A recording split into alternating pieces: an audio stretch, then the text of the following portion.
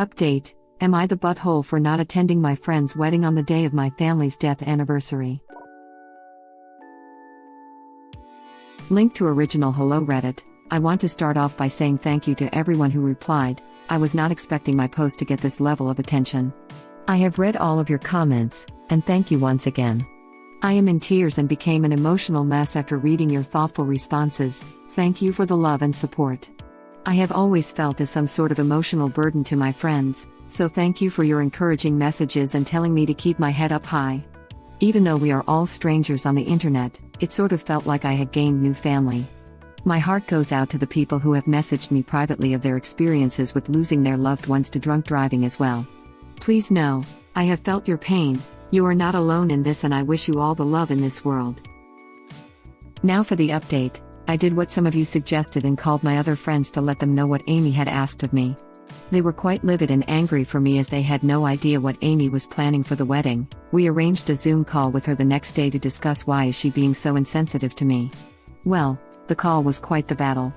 It started off calm, then Amy just blew up. You guys were right when you said that Amy was jealous of the attention that I had received during the time of my family's death anniversary. Her wedding was a way to shift the attention towards her. She tried to explain to us by having the wedding on that day, it will turn a negative situation into a positive one.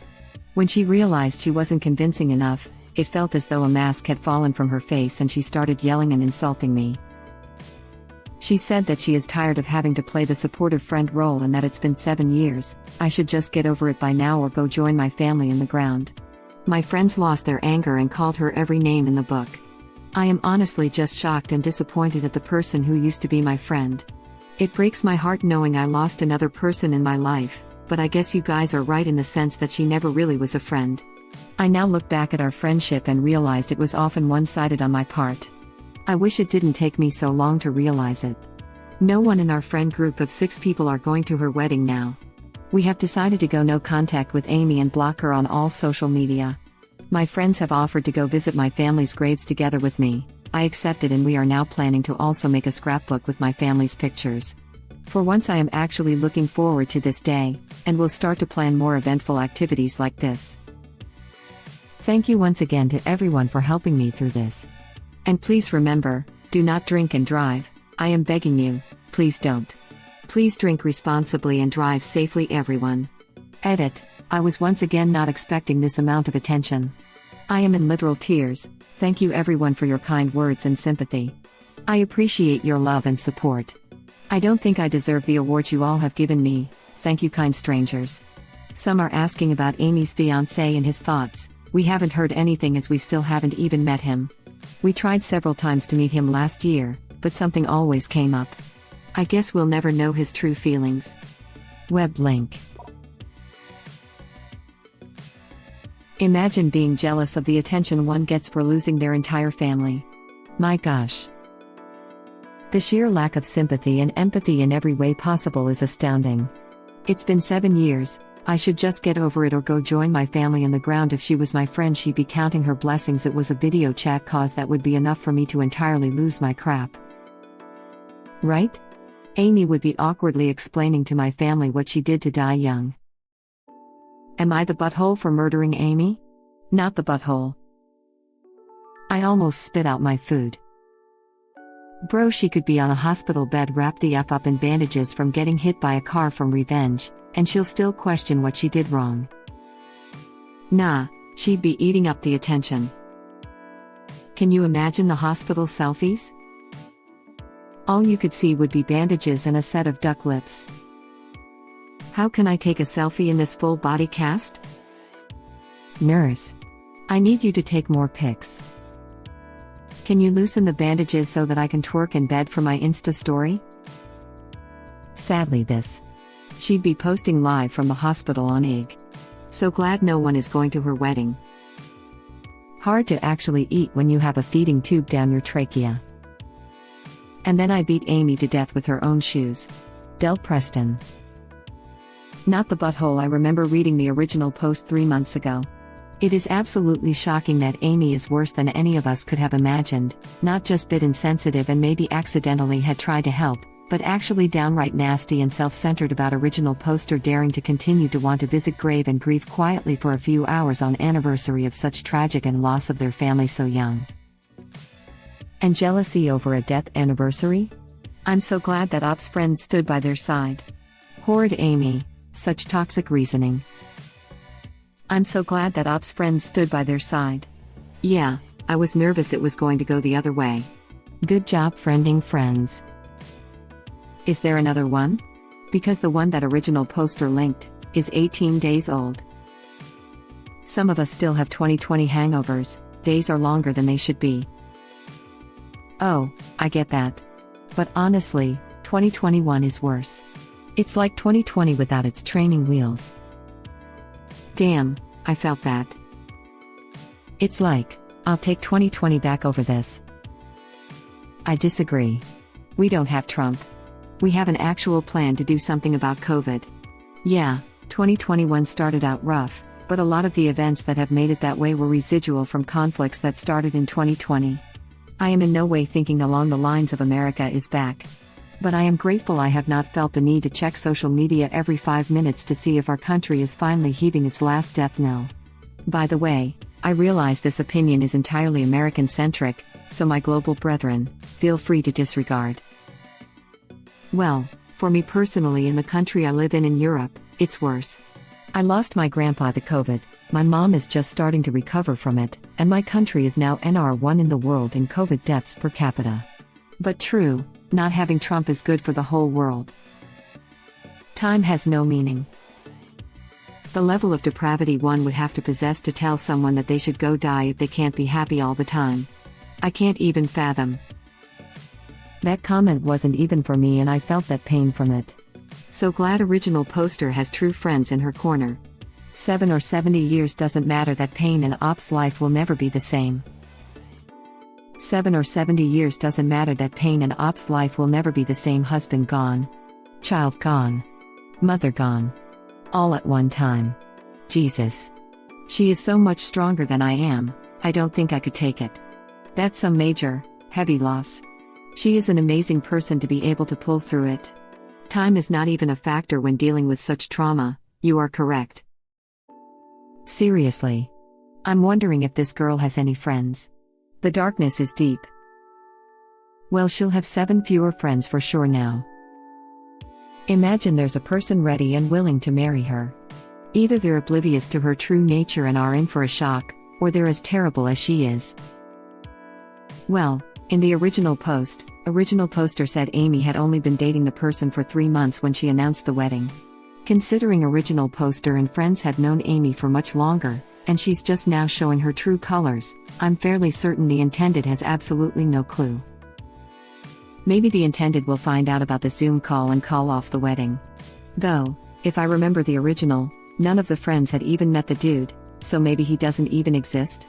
Or has no idea he's allegedly marrying Amy? Imagine there's a person ready and willing to marry her. That poor sob. I'm actually at a loss for words, how cruel. Original poster deserves to not have someone like that in their life. I mean, I could sort of understand a motive of it's been 7 years, maybe having something else to do will help her move on. Still extremely misguided and a terrible thing to do, but the intent at least could have been coming from a good place. But you get too much attention and I need it to be about me is just pathetic. Yeah, like, if Amy wanted to do something to make the day have a more positive slant, I'd think doing something like gifting original poster some flowers, or inviting them to visit a nice little cafe or something, would be far better and less intrusive than putting her entire wedding on that day. I've even seen where people have done weddings on the anniversary of a death and left empty seats reserved for the deceased to acknowledge them. It can be a well thought out and beautiful gesture when handled appropriately. Amy, though, is just a self-centered monster. That's just it, isn't it? Ops true friends are now helping original poster turn this terrible day into a special day of remembrance and real support. Here's a better idea, you go and join my family in the ground. Whack. Oops. Not the butthole. Counting her blessings instead of counting her teeth. If that had been said to my face in person I would have been throwing hands, my lord, the audacity of some people. I lost my mom to cancer in 2012. It's been 9 years and I still get sad on that day, and I still get sad at other times too. I cannot imagine how hard it has been for Original Poster to go through the loss of so many so close to her all at the same time. Obviously, she's going to still be emotional on the anniversary of their death. How could you expect someone to just get over it? I don't think that's something you can ever just get over. That pain will always be part of Op's life. I'm so glad she's cut that masked friend out and surrounded herself with the ones who truly do care for her and are supportive. I hate to know this, but a friend of someone whose mom died in high school complained, "It's been like 6 months, get over it." Behind her friend's back, not to me, but I was right there. I always wish I had thought of something to say, but I was just stunned. Former pathological liar and attention seeker here. Think of a heroin addict, or even an alcoholic. Think about all the length they go to just to obtain their vice: stealing, lying, self-destruction, the drugs always come first, etc. And then replace that with attention, which is a highly addictive drug for self-absorbed individuals. She's a self-absorbed attention addict. She's also a toxic individual and a terrible person, but there's often a sort of disbelief at how a person could think like this. It's simple. I need attention to psychologically function, and someone else has more attention than me. Time to get that attention back. Just like when a desperate drug addict nabs their mother's purse to get the money to fuel their habit.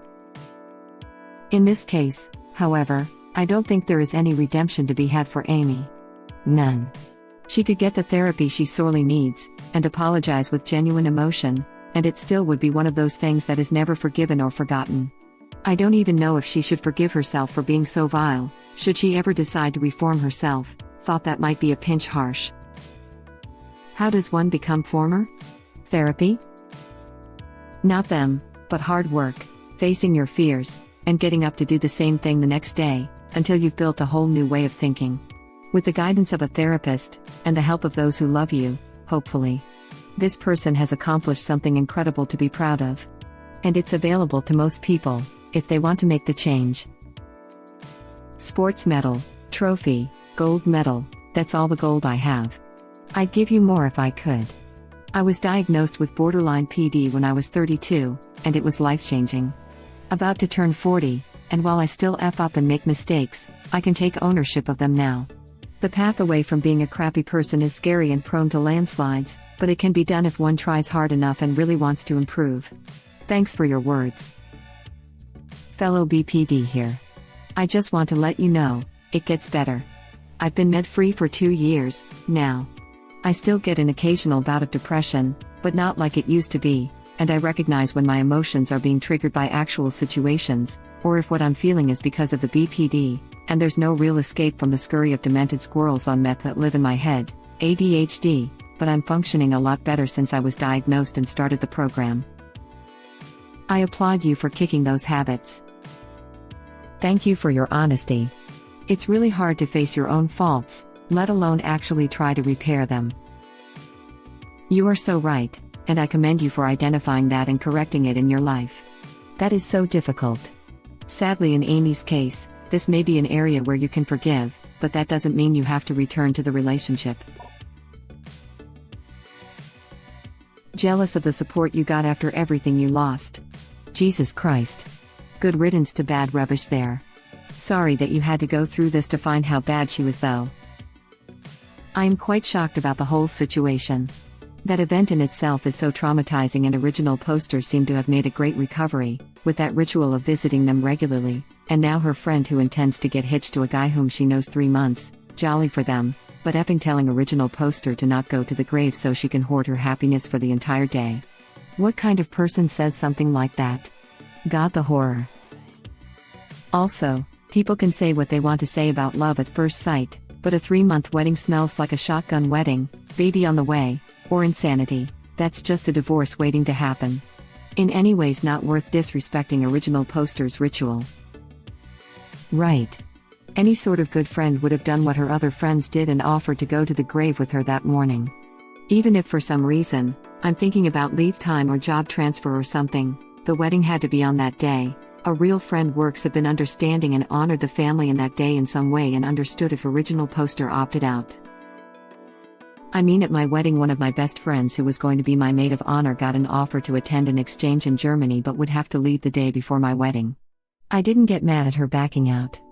I wished her luck, gave her hugs, and she was still a huge part of the festivities around the wedding, shopping for dresses, wedding shower, girls' night, and she got a small cake and presents on girls' night wishing her well in her journey. We were friends. Friends celebrate each other's joyous moments when they can and share the burdens of each other's shorties when they can as well. Sounds like this friend wanted only the first part of that obligation. If your entire marriage is hinged on the events of one day and anything about the wedding is planned for any reason other than a focus on the better and groom, i.e. planning the day to take attention off someone else, the marriage probably won't last anyhow. I'm pretty sure it's been more than 3 months now, since they postponed the original wedding due to COVID. Doesn't really matter, Amy is still terrible, and original poster is better off without her. Anyone who tells someone to get over it or die isn't worthy of a friendship. Everyone grieves death differently. The best analogy I've seen is the one about waves. Of course she's going to try to get married as soon as possible, otherwise the groom might notice she's a effing sociopath or narcissist or whatever diagnosis would explain the complete lack of empathy this pathetic excuse for a human being possesses. I don't think a wedding after a 5-year relationship would justify disrespecting ops grieving. There is just no excuse for what Amy did. People are terrible about stuff like this. My mother used to work in the payroll department of a large university, and one time someone complained that it wasn't fair, that someone in their department had gotten bereavement leave 3 or 4 times over the last 2 years while they never had. My mom just replied, I'm sure that person would much rather have gone to work those few weeks than have all those family members die. Bereavement leave isn't a vacation. God, what must go through your head to think that's a justified argument for it? I've had prostate exams more pleasant than her. Thank you for watching. Please subscribe to be the first to know about Red Rabbit Reader's new videos. If you like our videos, please like them on YouTube and share them with your friends. We welcome your comments below. Press to start another of our videos.